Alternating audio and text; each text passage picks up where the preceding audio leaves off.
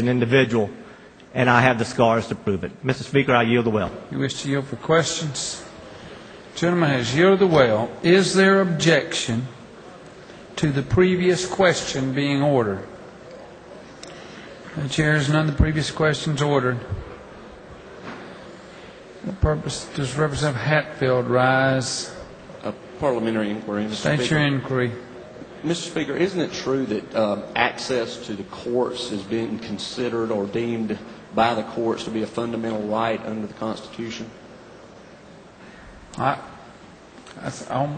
think yes, but I always worried when a lawyer asks me a question that seems so easy that I'm missing something. I'm a lawyer, so I understand how it was. Yeah, the right to access the courts is fundamental. Well, further inquiry, Mr. Speaker. State your inquiry. Isn't it true that this bill creates a classification between plaintiffs or claimants or persons who are traveling on the roadway that might be in a passenger vehicle as opposed to a pickup truck, and that it would impact the access to the courts and could affect the constitutionality of this bill as when you compare the pickup drivers to the passenger vehicle drivers? I don't know if it's a constitutional question, but it distinguishes between people in the back seat as well, and people on buses and people on 15-passenger vans. It only applies to the people in the front seat.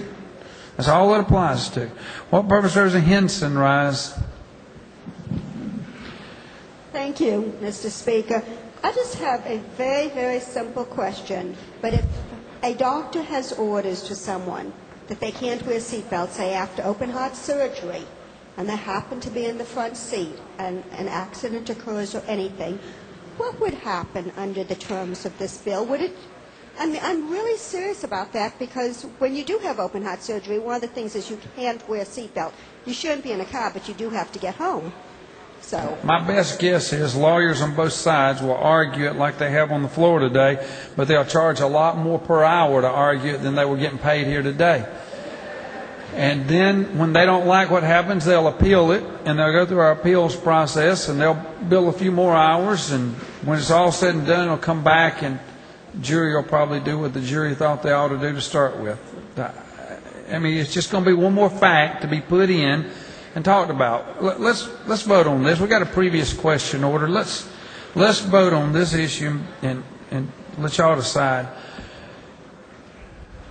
Let's vote on it. The previous question order: is there objection to adopting the committee substitute? Chair is none. The committee substitute is adopted. Is there objection to agreeing to the report of the committee, which was favorable to the passage of the bill? The chair is none. The report of the committee is agreed to. Shall this bill now pass? All those in favor of passage of the bill will vote yes. All those opposed will vote no. And the clerk will unlock the machine.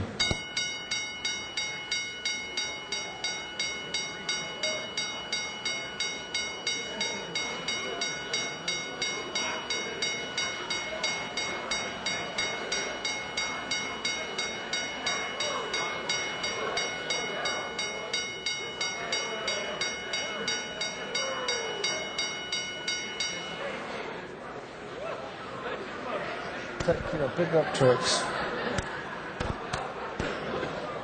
Have all members voted?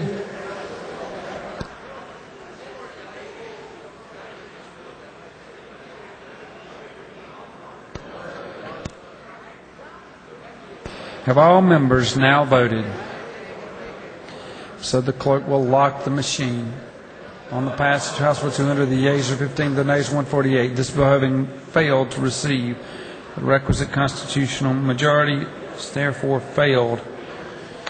For purpose, Representative Lucas rise.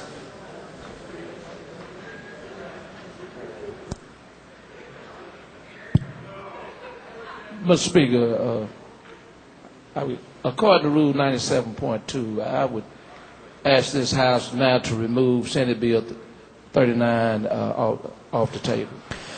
Gentlemen, moves that Senate Bill 39 be removed from the table on the same legislative day under Rule 93, I think it is, 92. Is there objection to removing Senate Bill 39 from the table? Is there objection? Chair is none. It's so ordered. Senate Bill 39. Clerk will read the caption. Senate Bill 39 by Senator Mullis, 53rd, a bill entitled Act, entitled 48 relating to sales and use tax, provide for 1% tax for transportation exemptions. The House Committee on Transportation recommends the bill passed by committee substitute and be read for the third time. Procedurally, Senate Bill 39 is with this body as if it never came before us, which means, Representative Gardner, that you're entitled to speak, and anyone else is entitled to speak. Since it's your bill, Chair recognizes Representative Gardner for purposes of explaining the bill.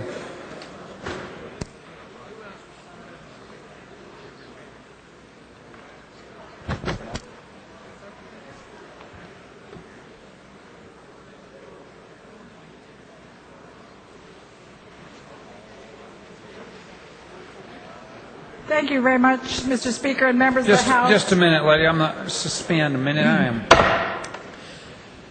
All right. Thank you very much. No, Mr. hold on. Speaker. Just I'm still not satisfied with the order. I hadn't even started your time.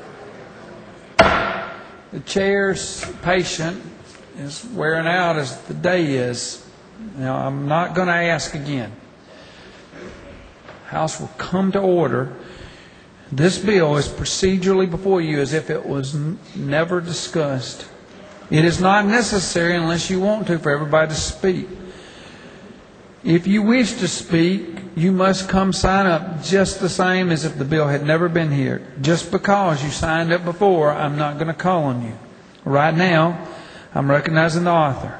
One person, now two persons, have asked to speak on the bill. Bear in mind that while you have the right to speak, I believe everybody in this body has heard quite a bit about this bill. They can't erase it from their memory. Lady, you have 20 minutes and are now outright. Please give your attention.